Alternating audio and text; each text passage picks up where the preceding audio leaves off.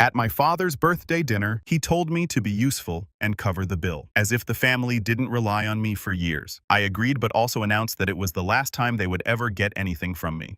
I'm 32, a physical rehabilitation therapist, and according to my family, the one who made it. Oldest child, first to graduate, first to buy an apartment. Also the one they call when a back hurts, a car breaks down, or a bill is a bit tight this month. In my family, that basically means I'm the walking emergency fund with a face. I work long hours at a rehab center, post-surgery patients, athletes after ACL tears, grandparents after hip replacements. I spend my days teaching people how to walk again, how to move without pain. I'm good at what I do. I like my patients. I like seeing progress. What I don't like is coming home and realizing I have less respect in my own family than I get from strangers who can't climb stairs. 4 years ago, I bought a 2-bedroom apartment. It was supposed to be my place, my clean start. I'd saved for years. My parents were so proud. Then my little sister Hannah and her husband Tom hit a rough patch. We just need a place for a few months. My mom said, "You have the space, Chris. Be a good brother. You don't even have kids." 4 years later, they're still in my apartment. Their name isn't on the deed. They don't pay rent. They complain if I leave dishes in their sink. So that's the general picture. Now fast forward to last Saturday night. We're at this pretentious rooftop restaurant downtown for my dad's birthday. 14 of us around a long table. City lights, overpriced cocktails, everyone laughing like we're a normal family. The waiter drops the leather folder with the check in front of my dad. Dad flips it open, eyebrows go up for half a second, then he smiles and turns it to me like it's a menu. "You're covering everyone tonight. You make more money," he announces. Tom leans over and mutters under his breath just loud enough for me to hear. "Finally useful for something." Everyone laughs. My face gets hot. The number on the bill blurs for a second. I haven't even touched my wallet yet, but I already feel that old familiar heaviness in my chest. Here we go again. This dinner didn't come out of nowhere. It was just the loudest example of how my family has treated my income, like community property, since the day I got my first stable contract. When I finished my degree and landed a job at the rehab clinic, I was making okay money, not buy a yacht. Money more like finally stopped eating instant noodles everyday money. My parents acted like I'd won the lottery. Healthcare. That's secure? Dad said you'll never be out of work. Mom, you're so lucky, Chris, not like us. Struggling all our lives. They weren't exactly struggling. We weren't rich growing up, but we had a house, 2 cars, vacations every couple of years. They made a lot of "we sacrificed everything" speeches though, so I learned to feel guilty about basically existing. Then came the apartment. I'd been living with roommates, saving every extra cent. No eating out, no new clothes, just work and saving. I skipped vacations, skipped weekends away, skipped a lot of normal 20s stuff because I wanted something that was mine. When I finally signed the papers for my own place, I cried in the elevator going up. I'm not even ashamed of that. It felt like proof that all the sacrifice was worth it. My parents showed up with a plant and a bottle of cheap champagne. Hannah and Tom showed up with nothing but immediately claimed the bigger bedroom for sleepovers. You know, when we visit, they were renting a place across town at the time. Tom can't keep a job longer than a year. Sales, marketing, crypto, whatever is trendy that week. My sister works part-time at a salon. Every time something goes wrong, my parents swoop in to save them. Except now, saving them meant involving me. About 6 months after I moved in, my mom called. "Sweetheart, can we come by tonight? It's important." Important always means expensive in my family. They sat at my kitchen table. Very serious. Hannah and Tom are in a bit of trouble with their landlord. Mom started. "They fell behind. Just a little. The landlord is being unreasonable. I later found out a bit behind meant 5 months. Tom shrugged. "It's a rough market." Then Mom hit me with it. "We were thinking maybe they could stay here for a while, just temporarily, a few months until they get back on their feet." I stared at them, all 3 of you in a 2-bedroom. Mom waved it off. "You're barely here. You work so much and you're single. You don't need all this space. You always say you want to help people. Well, these are your people." That line is her favorite weapon. If I say no, I'm a hypocrite. "Bad son, bad brother, the selfish one," Dad added. "We'd help with groceries when we can." That part never really happened. I caved. Of course I did. They moved in for a few months. From the start, the roles were clear. They took the master bedroom. You don't mind, right? Hannah asked, already hanging her clothes in the closet. We have more stuff. I got the smaller room. They brought their dog who doesn't shed according to them. My dark couch disagrees. Bills quietly shifted. My name is on everything. Utilities, internet, building fees. Hannah would send me maybe $50 every now and then and call it our part. The rest was on me. At first I told myself it was fine. Family helps family. I still had enough to cover my own expenses, some savings, but it never stopped. Tom lost another job, then another. Every time my phone lit up, "Can you cover rent this month?" "We're waiting on a check." Netflix stopped working. "Can you look?" It says payment declined. For some reason, my card was attached to that account. Of course it did. When I started tracking everything in a spreadsheet, I scared myself. Over 3 years, I'd covered their portion of rent, which was never actually agreed on, but sort of assumed. Utility increases from 2 additional adults and a dog constantly at home. Their car insurance just for a bit. A vet emergency when the dog swallowed a sock. Hannah's dental work because my credit card is maxed. On top of that, my parents constantly hinted at how reassuring it was that I was there if they needed help too. Once Dad called because their car needed repairs. "We'll pay you back when the refund comes in," he said. There was no refund. There was never a refund. What made it worse was how little respect they had for the fact that I was working myself into the ground. I'd come home after a 10-hour day of helping stroke patients learn to stand and find Tom on my couch, controller in hand. "Rough day," he'd ask without taking off his headset. "Yeah," I'd answer, setting my bag down. He'd nod. "Same, man. Ranked matches are brutal." The first small crack in my just suck it up mindset came one night when I walked into the living room and heard my name. Hannah and my mom were on speakerphone laughing. I swear Tom, my sister, said, "Chris is basically our landlord and our masseuse." Mom laughed. "Well, he doesn't have a wife for kids. His money's for all of us. That's why God made him so practical." "Yeah." Tom added, "It's like having on-call fixer with magic hands." They had no idea I was standing in the hallway listening. Something twisted in my chest. I backed into my room, shut the door quietly, and sat on the bed. "They're on-call fixer." "Cool." From then on, I started noticing every comment. "Must be nice," Dad would say every time I mentioned something normal like buying new shoes. Some of us have real responsibilities. My lack of responsibilities got brought up a lot. Translation: you don't have kids, so you don't get to keep your paycheck. Hannah would sigh dramatically over her iced coffee. "We could save so much if we didn't have to pay for daycare and food and everything. You're lucky, Chris. You just have yourself. I was paying for most of the food in that apartment too." But okay. Then came the car situation. One day I got a call from the bank about a loan application. "Mr. Carter, we just need to confirm your income and employment for the car loan you applied for." I hadn't applied for anything. Long story short, Tom had accidentally put my email and phone number as the primary contact on his car loan application. "Because your credit is better, man. They'll approve it faster." They almost attached me as a co-signer without me knowing. I lost it that day, and there was a huge fight. But even then, after yelling and tears and my mom's predictable, "We don't fight like this in this family," nothing really changed. They apologized. I cooled down. Life went on exactly the same. So when Dad suggested this big birthday dinner, I already had a bad feeling. "We want to celebrate properly this year." Mom said, "Fancy place, nice photos. Your sister and Tom are strapped right now, but they'll come. It'll be special." Special always means Chris is paying for something. I told myself I'd just cover my share. Maybe Dad's. Be reasonable. Set a small boundary. I underestimated how little they cared about reasonable. Back to the rooftop restaurant. 14 of us at the table.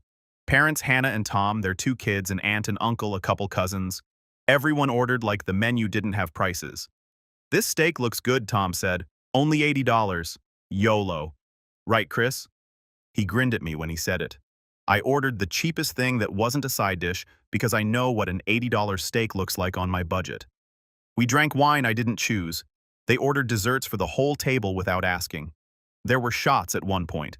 A birthday tower that cost more than my weekly groceries. When the waiter finally brought the bill, he placed it in front of my dad with a little nod. Dad flipped it open, barely blinked, then rotated it toward me like he was showing me a cool meme. "You're covering everyone tonight. You make more money," he said, voice loud like it was a toast. A couple of my cousins laughed. Mom did that fake, scandalized thing. "Oh, Greg," she said, patting his arm. "Don't bully him." Then turned to me.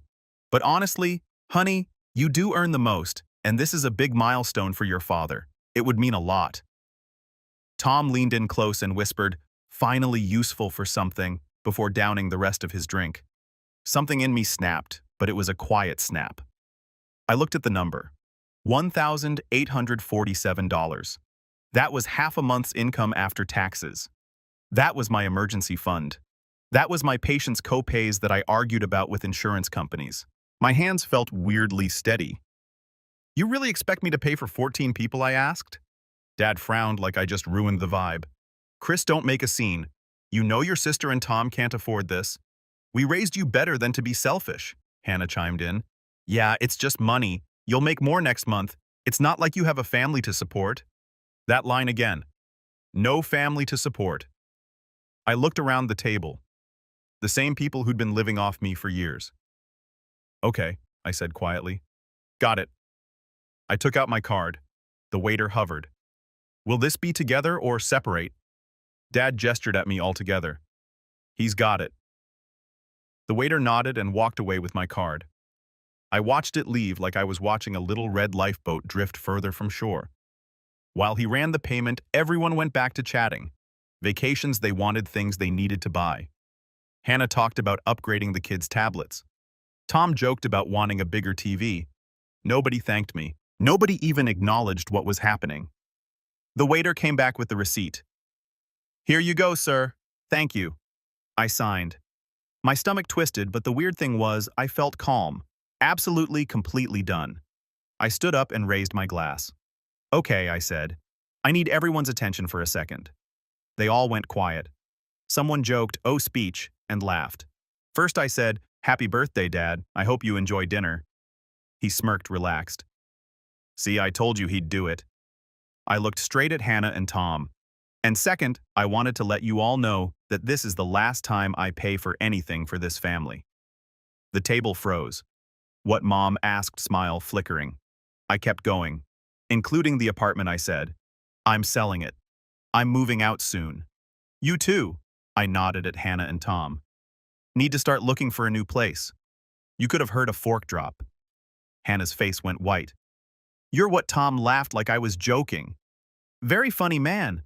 "Don't be dramatic. I'm not joking," I said. "I've already talked to a realtor. The listing photos happen next week." Dad slammed his hand on the table. "Christopher, this is not the time. Actually, I said it's exactly the time because I just paid $1,800 so you could all have a fun night.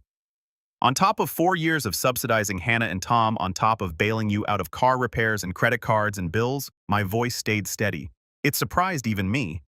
I took my phone out and opened my notes app. "I've paid for your daycare late fees," I said to Hannah. "Your vet bills, your utilities. I covered 3 months of Mom and Dad's mortgage during COVID. Remember that. Almost $10,000 total, not counting this dinner." A couple of my cousins looked down at their plates. "And what I get in return," I continued, "is being called an on-call fixer and finally useful for something." Tom went red. "You were eavesdropping, so you admit you said it." I said, "Great." Mom's eyes flashed. "We are not talking about this here. Sit down." "No," I said. I felt weirdly light, like a weight was sliding off piece by piece. "I'm done sitting down and shutting up so you can keep using me." I set my empty glass down. "You have 30 days, I repeated to Hannah and Tom. "I'll put it in writing since everybody loves to forget what I say." Then I looked at my parents. "And in the future, if you can't afford a dinner like this, don't book it and assume I'll cover it. If you ask nicely in advance, maybe I'll consider chipping in. But this," I gestured at the cleared plates. "The half-full wine glasses, this surprise Chris will pay thing is over." Silence. The music from the restaurant suddenly felt too loud. My dad's jaw clenched. "You're punishing your sister's family because you're bitter. I'm protecting myself because you refuse to respect me," I said. And for the first time in my life, I actually believe my own words. People think the dramatic speech is the hardest part. It's not. It's what comes after.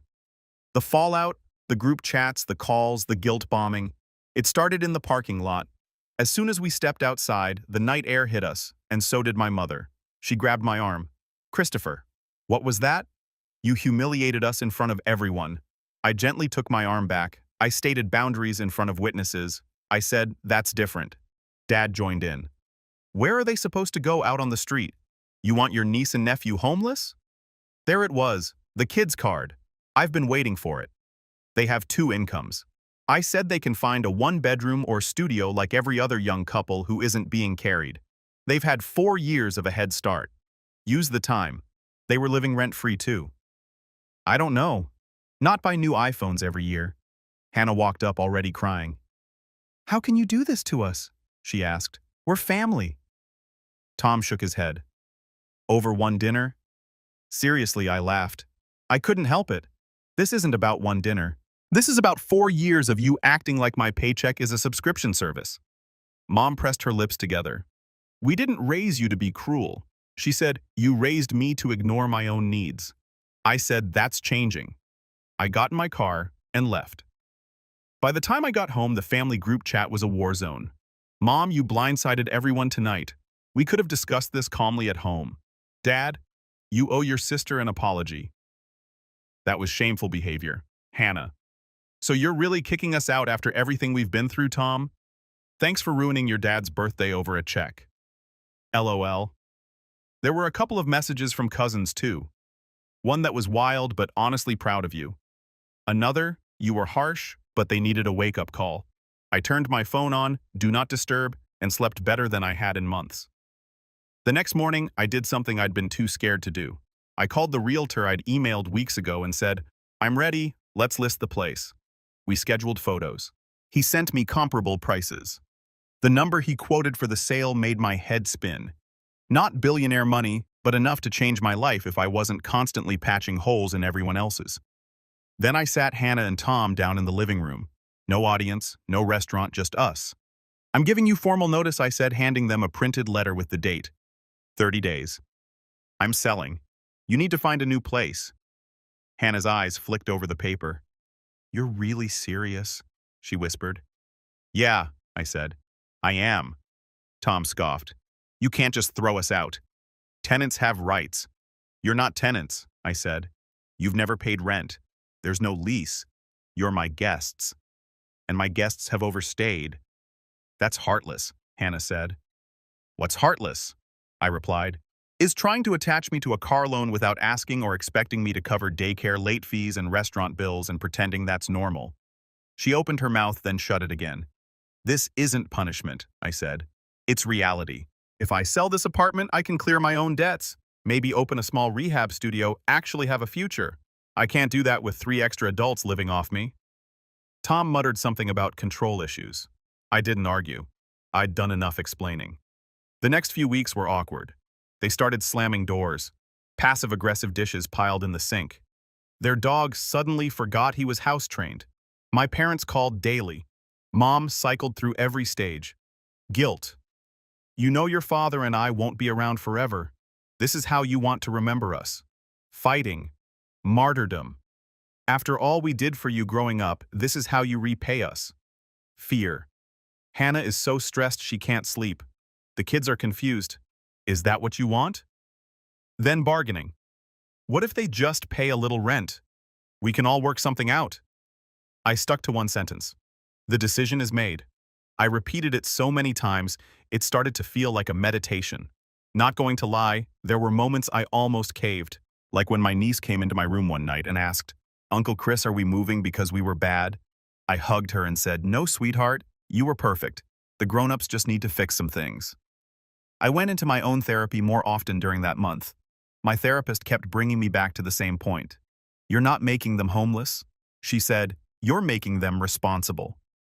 When the listing went up, my mom lost it. She sent me a long message about airing family business to strangers because the photos showed their cluttered bedroom.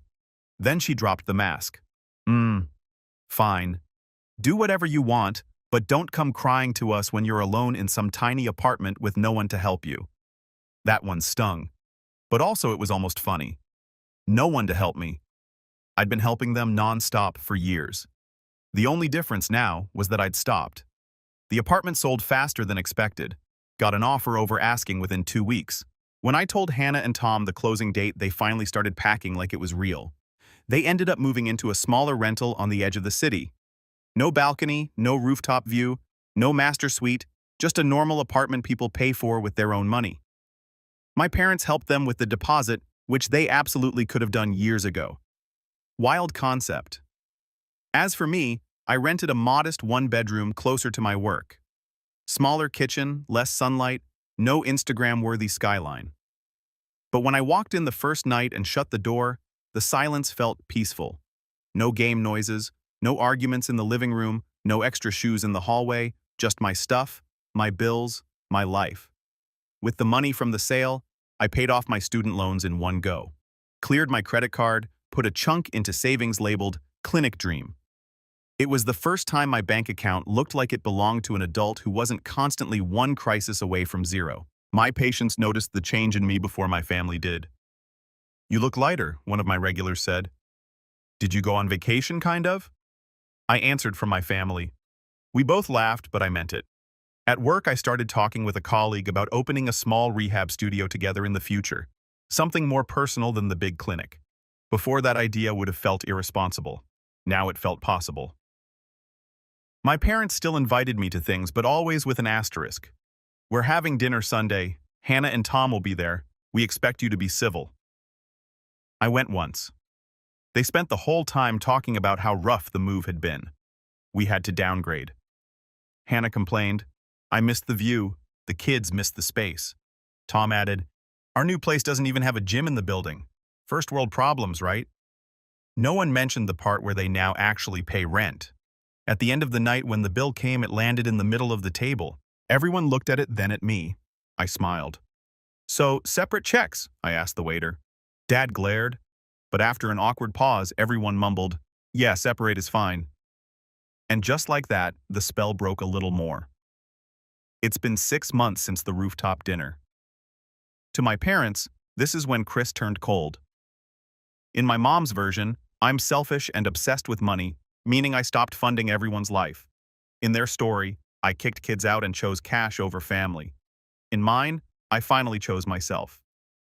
My life is smaller now, in a good way. Plain, one-bedroom basic stuff, quiet nights, but everything in it is mine. I know where my money goes. I open my banking app and don't feel sick. I still help people. That's literally my job. I stay late with nervous patients. Still get videos of them climbing stairs again. That kind of help fills me up.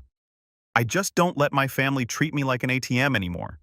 I see them less and only on my terms. If they invite me out, I ask, "How are we handling the bill?" If it's vague, I pass.